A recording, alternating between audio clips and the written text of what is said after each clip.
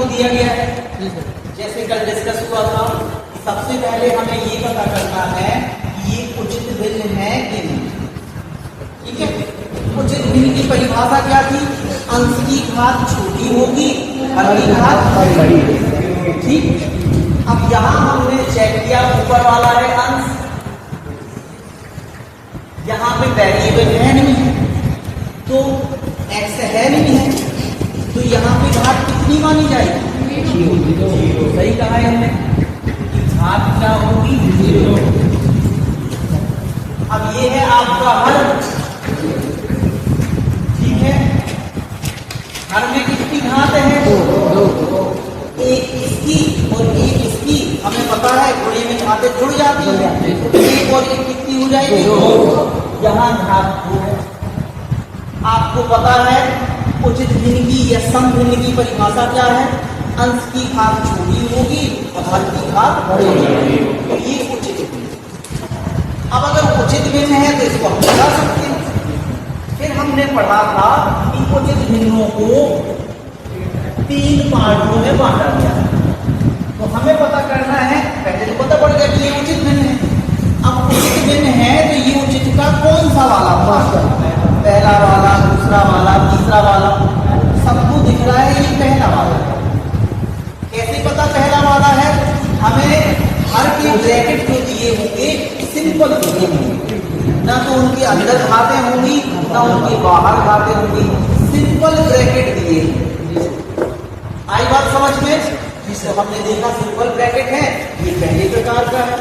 अब पहले प्रकार को कैसे लिखते हैं हम लोग सिंपल एक ब्रैकेट है, a अपॉन एक ब्रैकेट लिखते हैं, प्लस दूसरा ब्रैकेट है b अपॉन दूसरा ब्रैकेट लिखते हैं। इतना सबको समझ में आया? यहाँ तक किसी को दिक्कत है? कैसे लिखा, क्यों लिखा, ये किसी को दिक्कत लग रही है? अगर अभी भी समझ में नहीं आया हो तो कल का वीडियो देखेंगे, है ना, तो उसमें सब कुछ बताया गया। अब हम इसे क्या करेंगे? इक्वेशन फर्स्ट से।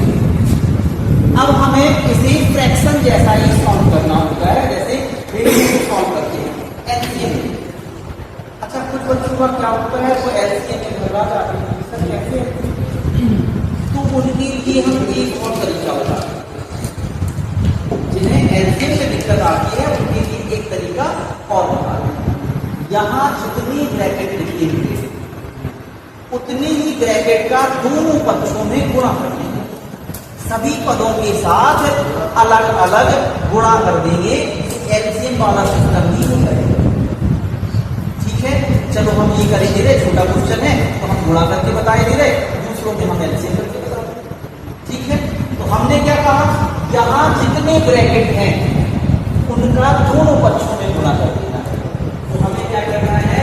x + 4 x + 6 का दोनों पक्षों में गुणा करने का। ठीक है, कर देना है।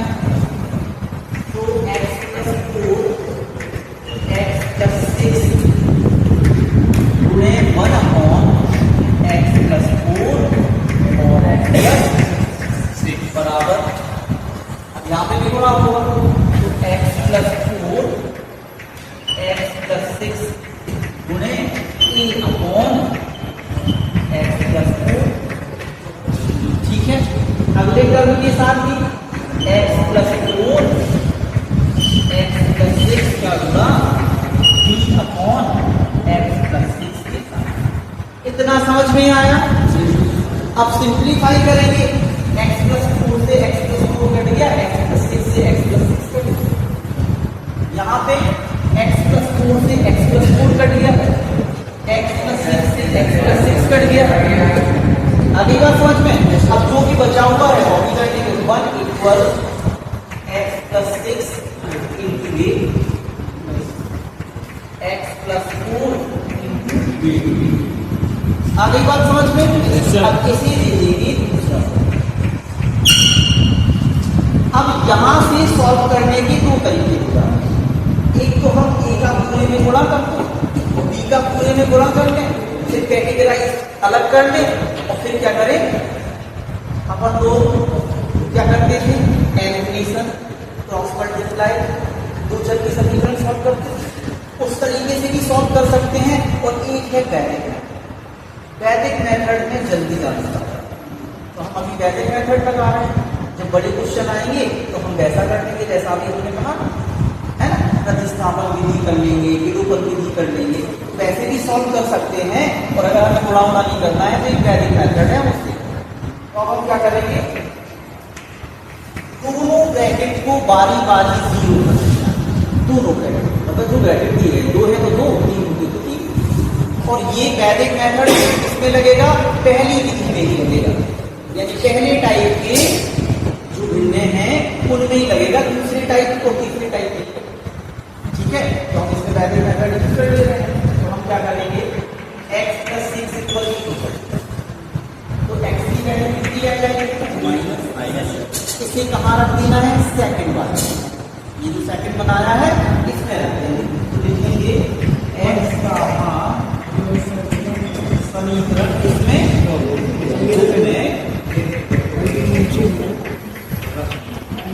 ठीक है। अब एक चीज और, अगर ये मान हम यहाँ रख देंगे तो ये जीरो हो जाना है।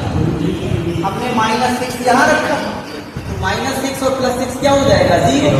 तो एक काम किया करो, जिस ब्रैकेट को जीरो किया है वो जिस टर्म के साथ है उस टर्म को बिना सॉल्व किए जीरो ही रख दिया। क्या होगा, कई बार आप रखोगे तो गलतियां हो जाएंगी, तो हमने आपको बता दिया है कि वो जीरो हो जाता है। यहाँ करके भी बता दिया, जब हम x का मान -6 रखेंगे तो -6 और +6 क्या हो जाएगा, तो जीरो का एक के साथ थोड़ा होगा क्या हो जाएगा।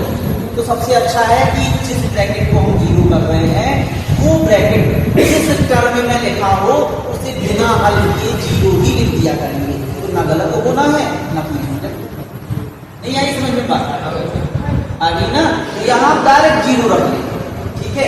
अगर ये और कहीं भी लिखा होता तो हम वहां भी जीरो रख लें, ठीक है। तो अभी हम क्या कर रहे हैं, यहां लगाते हैं।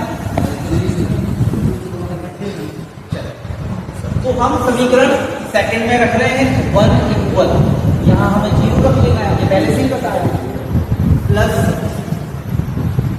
इस x की जगह -6 + 4 और यहां समझ में आया।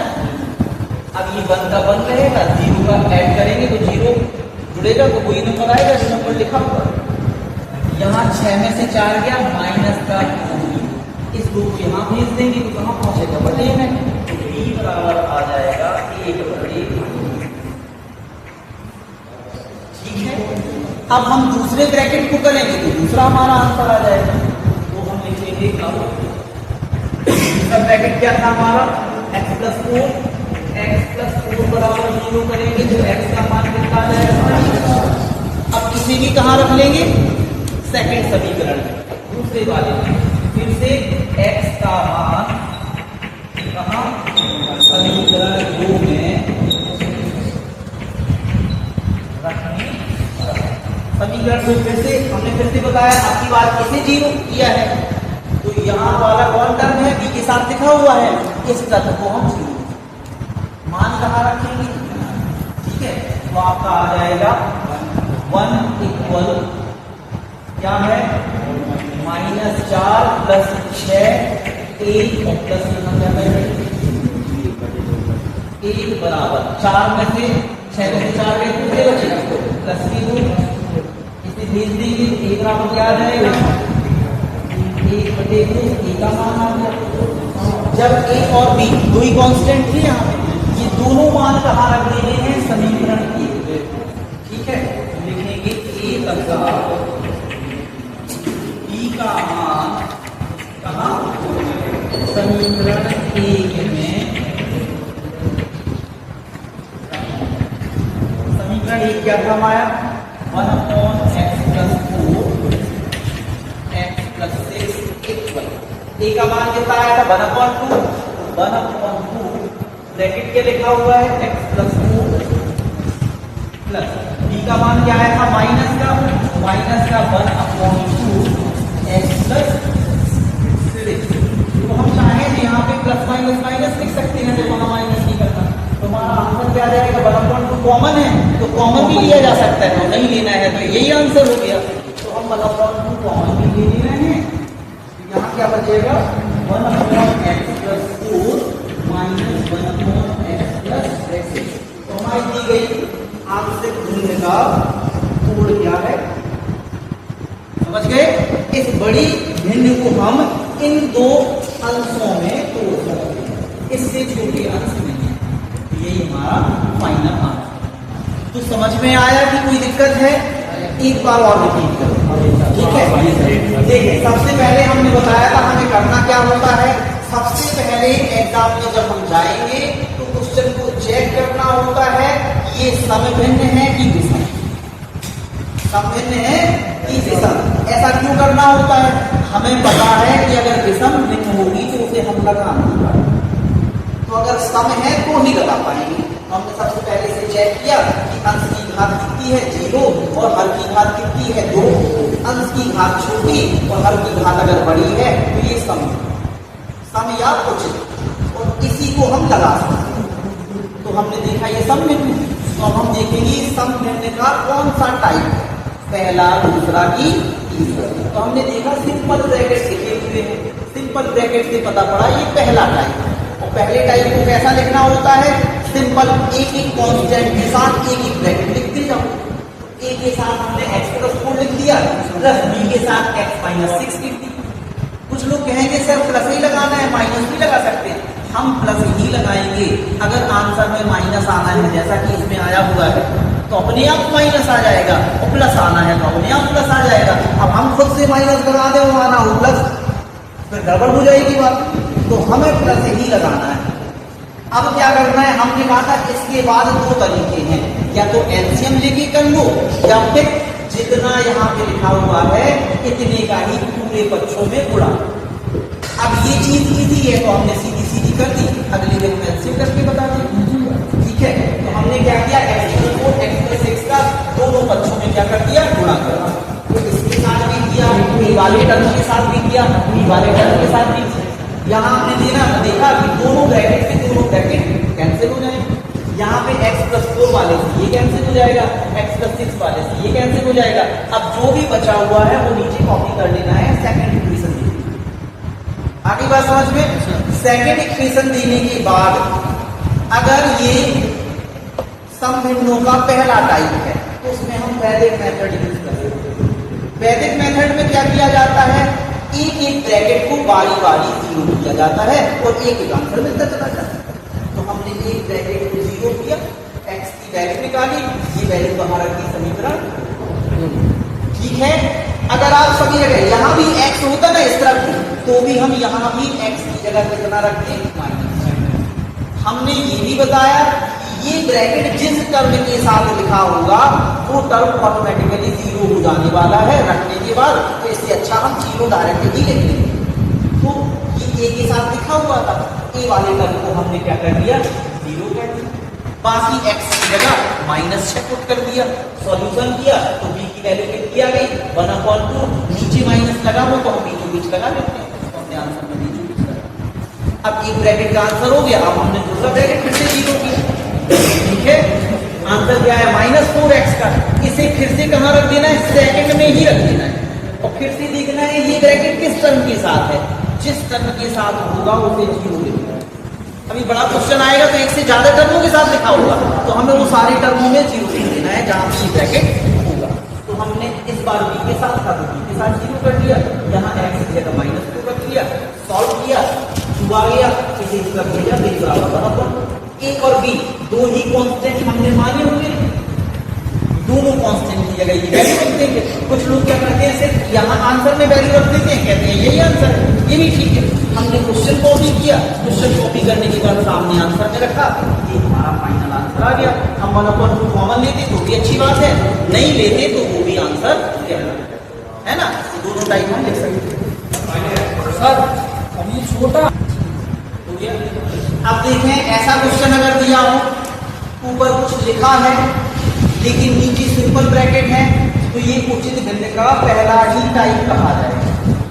इससे घबराना नहीं है, ऊपर कुछ लिखा हुआ है तो आप क्या करेंगे कि वैसे ही सॉल्व होगा।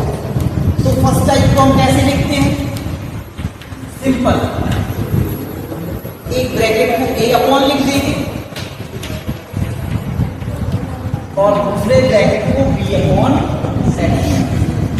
ठीक है, इसे हम फर्स्ट इक्वेशन। अब इस बार हम एलसीएम करके बनाने वाले हैं, तो हम एलसीएम क्या करेंगे, दोनों साइड का एलसीएम। तो जब दोनों साइड का एलसीएम लेंगे आप, तो यही ब्रैकेट, जितने ज्यादा से ज्यादा ब्रैकेट दिए गए हैं वो सारे के सारे एलसीएम ले जाएंगे। तो आपका x प्लस 1 और x माइनस 2 दोनों ही एलसीएम में आ जाएंगे। अब एलसीएम में क्या किया करते थे हम, डिनोमिनेटर से एलसीएम में भाग किया करते थे, ये करते थे ना बिंदु में। इससे जब इसमें भाग देंगे तो दोनों ब्रैकेट कट जाएंगे, तो क्या बचेगा 1। जितना बचता था भाग देने के बाद उसका हम काय में मल्टी कर देंगे, न्यूमरेटर, नहीं करते थे ना। अब यहां से भाग देने के बाद कितना बचा 1, तो 1 का गुणा किसके साथ करेंगे, इसके साथ, तो आपका यही आ जाएगा 2x+1। अब हम इससे भाग देंगे x प्लस 1 से, तो x प्लस 1 कट जाएगा, क्या बचेगा x माइनस 2। इसका मल्टीप्लाई हो जाएगा, गुणा हो जाएगा a के साथ, इसका गुणा हो जाएगा x माइनस प्लस। अब हम x माइनस 2 से इसे भाग देंगे, x माइनस 2 कट जाएगा, बचेगा क्या, इसका गुणा हो जाएगा b के साथ। अब नेक्स्ट स्टेप में अगर एलसीएम हमने दोनों साइड का लिया हुआ है, तो नेक्स्ट स्टेप में एलसीएम को छोड़ दो। अगर सिंगल साइड का लिया होगा तब ऐसा नहीं होगा, लेकिन अगर दोनों साइड का इकट्ठा एलसीएम लिया हुआ है तो नेक्स्ट स्टेप में एलसीएम छूट जाएगा, ऊपर वाली लाइन जो क्यों कॉपी कर दी जाएगी, यानी 2x+1 equal a x minus 2 plus b x+1 second. अब हमने कहा था इसे दूसरे मेथड से पहले के अलावा करने वाले हैं, इसमें क्या करना होता है, हमें e का इसमें गुणा कर देना, क्या हो जाएगा ax माइनस b, b का गुणा कर देंगे तो bx प्लस b। अब x वाले टर्म एक जैसे टर्म अलग अलग कर देंगे, तो ये x वाले टर्म हम अलग कर लेंगे और बिना x वाले अलग कर देंगे, तो आएगा 2x+1 बराबर, यहां से हमने x वाले टर्म अलग किए, क्या आ जाएगा ax प्लस bx। ठीक है, बचे हुए टर्म क्या है, माइनस 2a प्लस b। इन दोनों में x कॉमन है तो हम x कॉमन ही ले लेंगे, यहाँ क्या है 2x+1 बराबर x कॉमन लिया, तो क्या बचा यहाँ पे a प्लस। अच्छा, इसमें तो कोई कॉमन का मतलब नहीं है, ये जैसे क्यों रहेंगे a प्लस। अब हम क्या करेंगे, दोनों पक्षों की तुलना कर लेंगे, दोनों पक्षों को कंपेयर करेंगे। ठीक है, क्या करेंगे हम, ये पक्ष और ये पक्ष दोनों साइडों को हम कंपेयर कर देंगे, यानी तुलना कर देंगे। लिख भी देंगे भैया तुलना करनी। ठीक है, अब तुलना कैसे करनी है, x का गुणांक कितना है a प्लस b, यहाँ x का गुणांक कितना है 2। नहीं है बस हमें दोनों तरफ की तुलना करनी है कि यहाँ x का गुणांक कितना लिखा हुआ है a प्लस b और यहाँ x का गुणांक कितना लिखा हुआ है 2, तो a प्लस b का मान कितना आ जाएगा 2 आ जाएगा। तो a प्लस b कितना हो जाएगा, 2 समीकरण हो चुके, इसे हम तीसरा मान नहीं आया समझ में। अब हम देखेंगे कि यहाँ पे कांस्टेंट डिजिट ये दोनों हैं, कांस्टेंट डिजिट ये दोनों हैं और यहाँ पे कांस्टेंट डिजिट कितना है 1, तो ये 1 इनके बराबर में हो जाएगा, तो आपका माइनस का 2a प्लस का b बराबर हो जाएगा 1। इसे हम चौथा। अब समीकरण तीसरे और चौथे को विलोपन से हल कर लेंगे, चाहे प्रतिस्थापन से हल कर लेंगे, चाहे बजगुणनखंड से हल कर लेंगे, तो विलोपन ज्यादा आसान है। ठीक है, तो क्या करेंगे हम b को काट लेंगे। विलोपन में हमें क्या करना पड़ता है, एलिमिनेशन में हमें क्या करना पड़ता है, हमें उनके गुणांक बराबर करने होते हैं, जिसे काटना होता है। अगर हम ए को काटना चाहें तो यहाँ हमें 2 का गुणा करना पड़ेगा, तब ये बराबर होगा। अगर बी को काटना चाहें तो वो तो पहले से ही बराबर होगा। अब अगर चिन्ह एक जैसे हैं तो हम घटाने पर लिखेंगे तो चिन्ह बदल जाएंगे, और अगर चिन्ह अलग अलग होते तो जोड़ने में लिखते। ठीक है, तो अभी हम लिखेंगे घटाने। तो चिन्ह बदलेंगे, ये माइनस है प्लस हो जाएगा, ये प्लस है माइनस हो जाएगा, ये प्लस माइनस ये भी कट गए। ठीक है, अब ये प्लस का है ये भी प्लस का है, प्लस प्लस के जुड़ जाएंगे, ए और 2 में कितना हो जाएगा ये बराबर 4। ये बात समझ में आई। हम इस चिन्ह को नहीं देखेंगे, जब बदल जाता है तो नीचे वाले चिन्ह देखने पड़ते हैं। तो ये प्लस का 2a है, ये प्लस का a है। हमें करना क्या है, सबसे पहले तो पहचानना है ये फर्स्ट टाइप का है कि सेकंड टाइप का है कि थर्ड टाइप का है। मुझे पता पड़ गया ये फर्स्ट टाइप का है। फर्स्ट टाइप का ऊपर जो भी लिखा उससे फर्क नहीं पड़ता। हम इसे क्या करेंगे, a अपॉन एक ब्रैकेट प्लस b अपॉन दूसरा ब्रैकेट। फिर हमने क्या किया, दोनों साइड का एलसीएम ले लिया। ठीक है, दोनों साइड का एलसीएम लिया। एलसीएम लेने के बाद क्या करते हैं, हम डिनोमिनेटर से यानी हर से एलसीएम में भाग देंगे। हमने इससे इसको काटा तो पूरा कट गया, एक ब्रैकेट से एक ब्रैकेट, एक ब्रैकेट से एक ब्रैकेट, बचा बन का इसके साथ गुणा करेंगे तो कितना आ जाएगा। जब हमने इससे भाग दिया तो x प्लस 1 कट गया, x प्लस 2 का के साथ गुणा हो जाएगा। ऐसे x माइनस 2 से भाग दिया तो x माइनस 2 कट गया, x प्लस 1 का गुणा हो जाएगा b के साथ। क्लियर हुआ।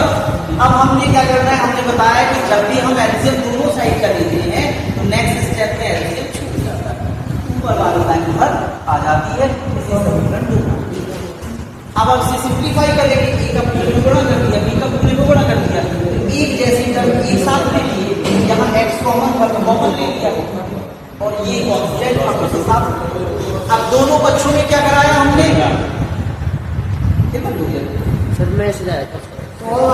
दोनों पक्षों में हमने क्या किया, तुलना कराई। ठीक है, तो यहाँ x का गुणांक क्या है, a प्लस b, यहाँ x का गुणांक क्या है 2, a प्लस b बराबर क्या हो गया 2। यहाँ पे constant term minus 2a plus b है, यहाँ कांस्टेंट टर्म 1 है, तो ये 1 बराबर हो गए इसके। अब इसे विलोपन से हल करना है। हमने b को काटना सोचा तो उसके साइन एक जैसे थे तो हमने बदल लिए, कहाँ घटाने पर लिखकर। तो ये प्लस माइनस था तो प्लस हो गया, ये प्लस था तो माइनस हो गया, ये भी प्लस था तो माइनस हो गया। 2 और 1 कितना हो गया 3 है, b से b कट गया, 2 में से 1 जाएगा तो 3 बचे। 3 को हम नीचे भेजेंगे तो 1/3 हो जाएगा, तो यहाँ एक आंसर क्या आएगा। अब ये मान हम कहाँ रखने वाले हैं, समीकरण 3 में, तो हमने समीकरण 3 कॉपी किया। ठीक है, यहाँ तक समझ में आया। अब हम a की जगह क्या रख देंगे 1/3 प्लस b बराबर, अब हम क्या करेंगे, ये 1/3 उधर भेज देंगे तो b बराबर क्या आ जाएगा 2 माइनस 1/4, यहाँ हम बंद कर लेंगे, एलसीएम लेके इसको भी सॉल्व कर लेंगे। b बराबर क्या आ जाएगा, 3 एलसीएम आएगा क्रॉस मल्टी जाएगा, 3 की 6 माइनस 1, b बराबर हो जाएगा 5/1। अब a और b के दोनों मान आ गए, कहाँ रख देना है हमें, समीकरण 1 में। तो हम लिखेंगे a तथा b का मान कहाँ, समीकरण 3 में एक रखेंगे। ठीक है, समीकरण 1 का सिर्फ ये भाग आंसर है तो हम इसी भर में रखेंगे। तो आपका आंसर क्या आ गया, a का मान कितना आया था 1/3, तो 1/3 x प्लस 1, b का मान कितना आया 5/3 और दूसरा ब्रैकेट क्या है x माइनस 2। यही आंसर है। आप चाहो तो 1/3 कॉमन ले सकते हो, तो आप 1/3 को कॉमन ले लो, यहाँ क्या बचेगा 1/x प्लस 5/x माइनस। दिक्कत कहीं डाउट है, भी कर सकते थे।